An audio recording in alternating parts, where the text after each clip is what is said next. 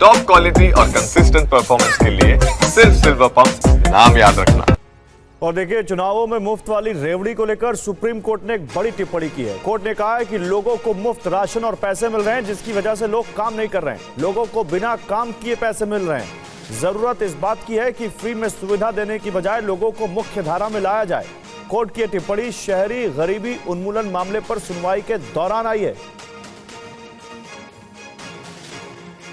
देश की सियासी पार्टियां सत्ता पर काबिज होने के लिए जनता से फ्री योजनाओं की घोषणा करती हैं। इन फ्री योजनाओं को लेकर देश की सबसे बड़ी अदालत ने नाराजगी जताई है। सुप्रीम कोर्ट ने कहा है कि फ्री योजनाओं के चलते लोग काम नहीं करना चाहते हैं, क्योंकि लोगों को मुफ्त में राशन और पैसे मिल रहे हैं। जस्टिस गवई ने कहा है कि मुफ्त राशन और पैसा देने के बजाय बेहतर होगा ऐसे लोगों को समाज की मुख्य धारा का हिस्सा बनाया जाए, ताकि वो देश के विकास के लिए योगदान दे सके।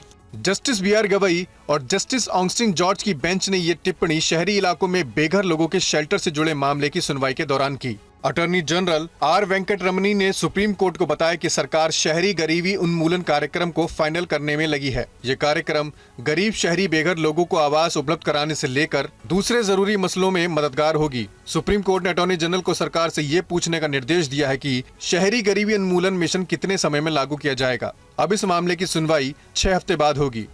आपको बता दें कि ये पहली बार नहीं जब मुफ्त की योजनाओं पर सुप्रीम कोर्ट ने सरकार को फटकार लगाई है।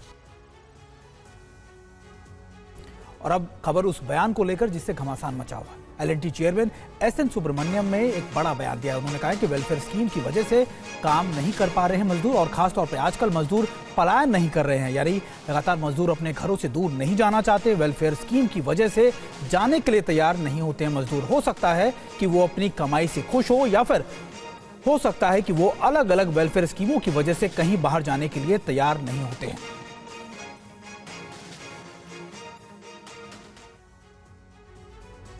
और मुफ्त की रेवड़ी वाले में एलएनटी चेयरमैन का जो बयान है वो देखिए क्या है। दरअसल वेलफेयर स्कीमों की वजह से कंस्ट्रक्शन लेबर काम करने से बचने लगी है। उन्होंने कहा कि कंस्ट्रक्शन के लिए आजकल मजदूर पलायन करने के लिए तैयार नहीं है। मनरेगा या फिर जनधन जैसी स्कीमों की वजह से वो कहीं जाने के लिए राजी नहीं है। हो सकता है कि वो अपनी कमाई से खुश हैं, लेकिन कहीं भी जाना नहीं चाहते हैं। बड़ी बात यह है कि ये सब चुनाव के नतीजे आने के बाद ये बयान आ रहा है। चुनाव के दौरान जब इतनी बात हो रही थी फ्री बीस की, तब ये बयान नहीं आया था।